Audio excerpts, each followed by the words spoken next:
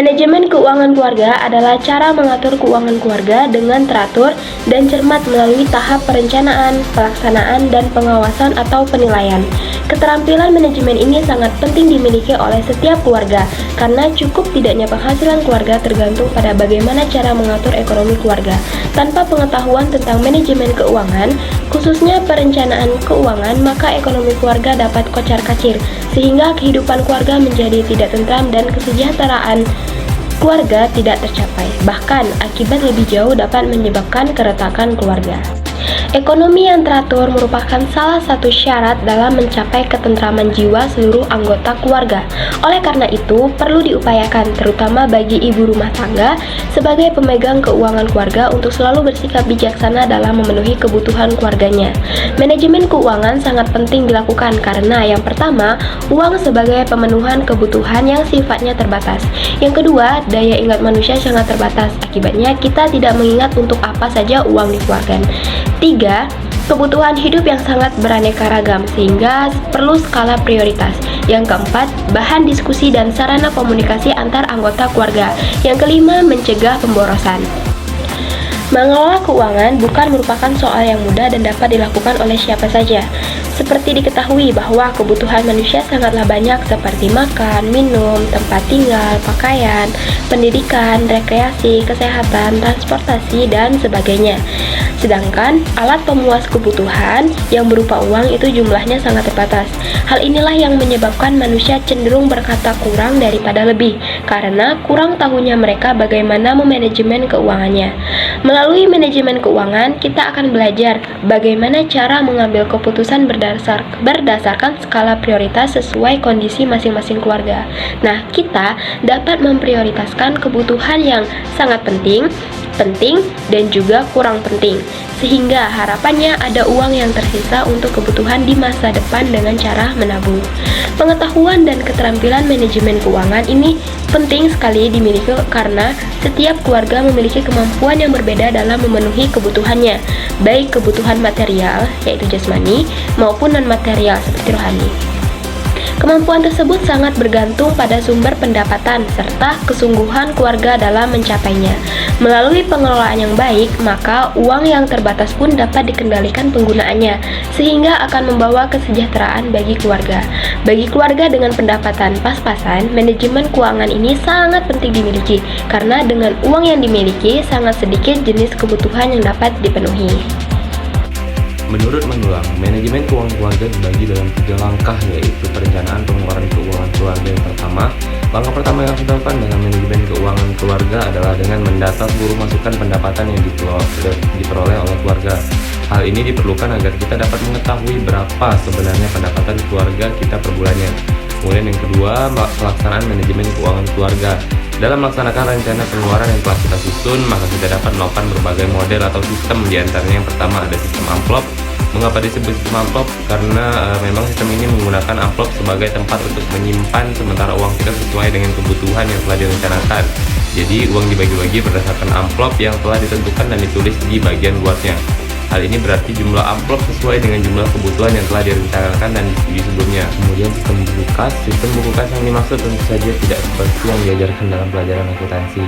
Kemudian ada sistem kas keluarga, merupakan sistem pembukuan keuangan keluarga pada pembagian pengeluaran menjadi kelompok-kelompok.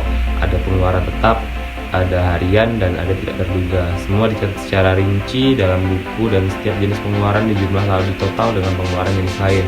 Kemudian ada sistem kas harian, yaitu sistem pembukuan keuangan yang menekankan pada catatan pengeluaran setiap hari. Sistem ini bisa berhasil bila dianut oleh orang yang rajin mencatat apapun yang dikeluarkan setiap hari tanpa malas untuk menulis meskipun pengeluaran dalam jumlah kecil. Kemudian yang ketiga ada penilaian atau pengawasan keuangan keluarga. Pada dasarnya penilaian ini memiliki pengaruh yang baik untuk melihat apa saja yang telah dicapai terhadap pelaksanaan manajemen keuangan yang telah disusun sebagai dasar untuk perbaikan rencana anggaran pada bulan berikutnya. Berdasarkan penilaian ini juga diperoleh informasi tentang kelebihan dan kekurangan cara anggaran kita sehingga dapat diperbaiki atau disempurnakan untuk selanjutnya. Materi selanjutnya yaitu bijak dalam mengelola keuangan. Mengendalikan keuangan dengan baik ialah hal yang sangat penting. Jangan sampai penghasilan yang kita dapatkan habis begitu saja tanpa ada yang dapat kita sisihkan sebagai tabungan. Kondisi saat ini memaksa kita untuk harus semakin lebih bijaksana dalam mengelola keuangan. Nah, di sini saya akan membagikan tips dan trik yang dapat kita lakukan untuk mengelola keuangan dengan lebih bijaksana, yaitu dengan cara membuat skala prioritas. Kita harus dapat membedakan kebutuhan dan keinginan yang kita miliki. Buat skala prioritas apa saja yang merupakan kewajiban dan kebutuhan yang harus didahulukan. Apabila kewajiban dan kebutuhan telah terpenuhi, barulah kita dapat menggunakan sisa uang untuk keinginan diri sendiri. Yang kedua yaitu membuat rincian rencana pengeluaran dalam bulanan sebelum gajian. Nah, membuat rincian rencana pengeluaran juga merupakan suatu hal yang penting. Dengan membuat rincian ini, kita dapat mengira-ngira pengeluaran yang akan dikeluarkan nantinya, sehingga kemudian kita juga dapat membataskan pengeluaran apabila sudah melewati budget yang telah kita tetapkan. Selanjutnya yaitu menyisihkan penghasilan sebagai simpanan, tabungan, investasi, dana darurat. Selain memenuhi kewajiban, kebutuhan, dan keinginan, kita juga tidak boleh lupa menyisihkan penghasilan untuk simpanan dan tabungan, investasi, dan dana darurat. Selanjutnya, keseimbangan gaya hidup dan penghasilan. Peribahasa mengatakan lebih besar pasak daripada tiang. Apabila pengeluaran yang kita keluarkan lebih besar daripada pemasukan, hal tersebut dapat merugikan. Bergayalah sesuai dengan penghasilanmu dan jangan sampai terpengaruh oleh lingkungan sekitar yang memiliki gaya hidup tinggi sehingga kamu harus memaksakan diri dan mengikuti gaya hidup tersebut sampai tanpa sadar keuangan kita sudah mulai darurat. Selanjutnya yang terakhir adalah mengevaluasi keuangan. Setiap bulannya, setelah mengetahui keuangan kamu selama 1 bulan, kamu juga harus mengevaluasinya. Evaluasi ini diperlukan agar kita mengetahui apakah kita sudah cukup bijak dalam mengelola keuangan ataukah masih perlu lebih berhati-hati dan lebih bijak lagi agar kedepannya kita dapat lebih bijak untuk mengelola keuangan kita sendiri. Strategi cerdas dalam pengelolaan anggaran dan keuangan. Pengelolaan anggaran dan keuangan yang efektif adalah kunci kesuksesan dalam mencapai stabilitas keuangan pribadi dan kesuksesan bisnis. Dengan strategi yang cerdas, seseorang dapat mengoptimalkan pendapatan, mengelola pengeluaran dengan bijak, dan membangun keuangan yang kokoh dan berkelanjutan. 1. Membuat rencana anggaran yang terperinci.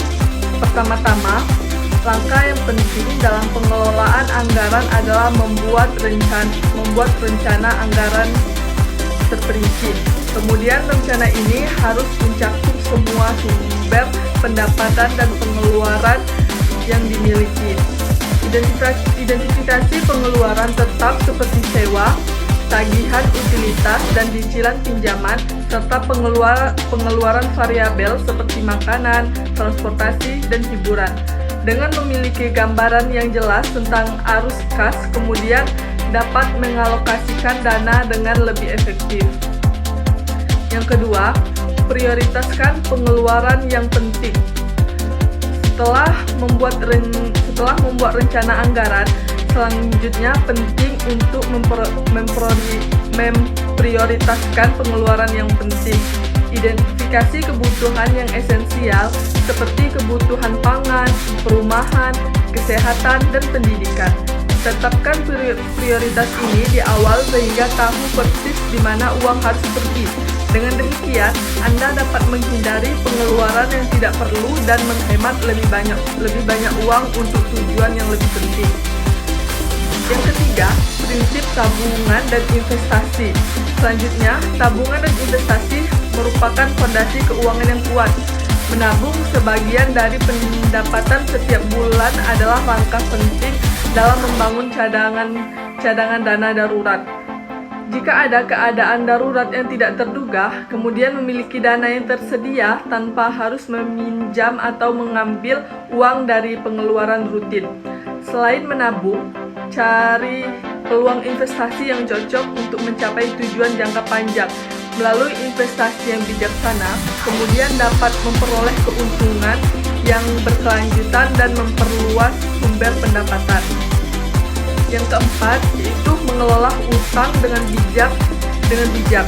Utang yang tidak terkendali kemudian dapat menjadi beban yang berat pada keuangan. Jika memiliki utang, penting untuk mengelola dengan bijak.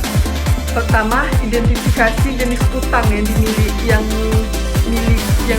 dan tingkat pemahaman tentang suhu bunga dan jangka waktu pembayaran. Prioritaskan pembayar utang dengan suku bunga tinggi terlebih dahulu, sambil tetap membayar jumlah minimum pada utang lainnya. Selain itu, pertimbangkan untuk mengonsolidasikan utang menjadi satu pinjaman dengan suku bunga lebih rendah. Dengan mengelola utang secara efektif, dapat mempercepat kebebasan finansial. Yang kelima, mengembangkan keterampilan keuangan. Selanjutnya, mengembangkan keterampilan keuangan yang baik merupakan investasi jangka panjang yang sangat berharga. Tingkat pemahaman tentang konsep-konsep dasar seperti pembukuan sederhana, pemantauan arus kas, kemudian analisis keuangan. Pelajari juga tentang investasi, manajemen risiko, dan perencanaan keuangan. Dengan memiliki pengetahuan yang kuat tentang keuangan, kemudian dapat membuat keputusan yang lebih baik dalam mengelola anggaran dan investasi. Yang keenam, mengurangi pengeluaran tak terduga.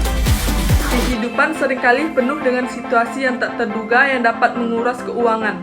Untuk mengantisipasi hal ini, penting untuk kemudian merencanakan pengeluaran tak terduga dalam anggaran.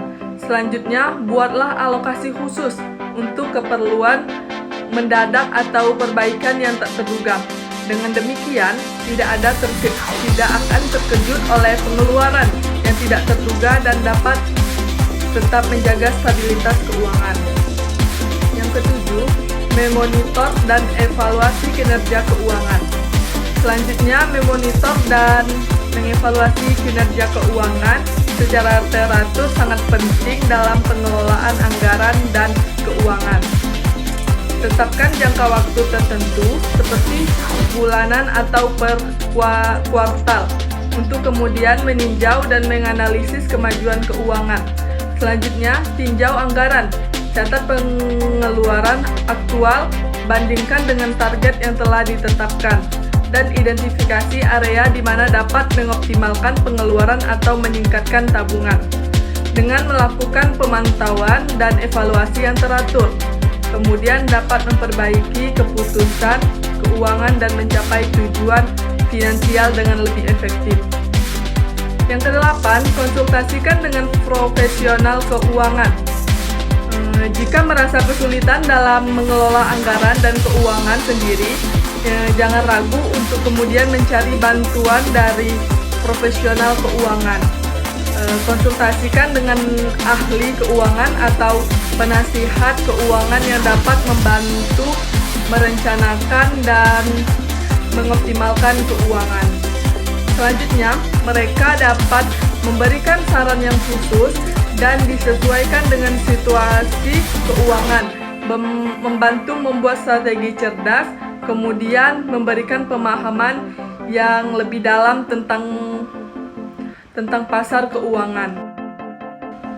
Dalam pengelolaan anggaran dan keuangan, strategi cerdas kemudian adalah kunci utama untuk mencapai stabilitas keuangan dan kesuksesan jangka panjang. Dengan menerapkan langkah-langkah ini, selanjutnya dapat membangun keuangan yang kuat, mengurangi stres keuangan, dan mencapai tujuan finansial yang diinginkan. Ingatlah bahwa pengelolaan anggaran dan keuangan adalah proses yang berkelanjutan, yang memerlukan disiplin, komitmen, kemudian ketekunan. Dengan menerapkan strategi cerdas dalam pengelolaan anggaran dan keuangan, kemudian akan mampu mengoptimalkan pendapatan, mengelola pengeluaran dengan bijak, dan membangun keuangan yang kokoh dan berkelanjutan. Mulailah dengan membuat Mulailah dengan membuat rencana anggaran yang terperinci, kemudian memprioritaskan pengeluaran yang penting. Selanjutnya, lakukan tabungan dan investasi yang bijaksana untuk memperluas sumber pendapatan dan mencapai tujuan jangka panjang. Selain itu, penting juga untuk mengelola utang dengan bijak, mengembangkan keterampilan keuangan yang baik, dan merencanakan pengeluaran tak terduga. Kemudian memonitor dan mengevaluasi kinerja keuangan Anda secara teratur, serta jangan ragu untuk mencari bantuan dari profesional keuangan jika diperlukan.